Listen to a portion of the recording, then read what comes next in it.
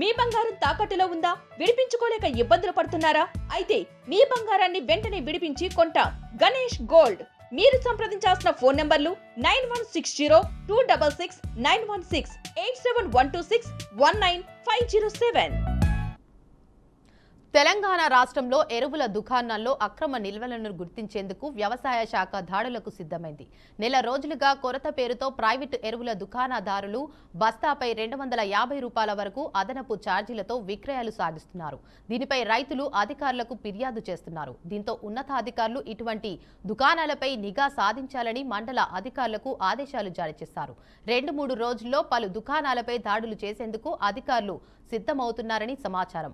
వ్యవసాయ శాఖ విజిలెన్స్ అధికారులతో కూడిన 5 సిబ్బంది తనిఖీలు చేపట్టనున్నట్లు అధికార వర్గాలు చెప్పాయి. ప్రస్తుతం బస్తా డిఏపి 1350 రూపాయలు కాగా 1600 రూపాయలకు బస్తా యూరియా 266 రూపాయలు కాగా 390 రూపాయలకు అమ్మకాలు సాగిస్తున్నారు. రైతులు ఇదేమిటని ప్రశ్నిస్తే కేంద్ర ప్రభుత్వం సరిపడా ఎరువులు రాష్ట్రానికి సరఫరా చేయలేదని విక్రయదారులు సమాధానం చెబుతున్నారు.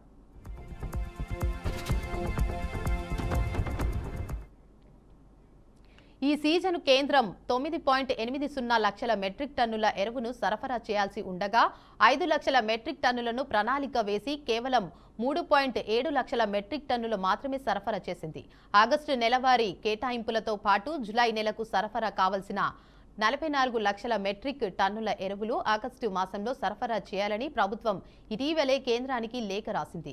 ఈ ఖరీఫ్ సీజన్లో సుమారు 1.32 లక్షల ఎకరాల్లో పంటలను వేనున్నారని వ్యవసాయ శాఖ అంచనా వేసింది.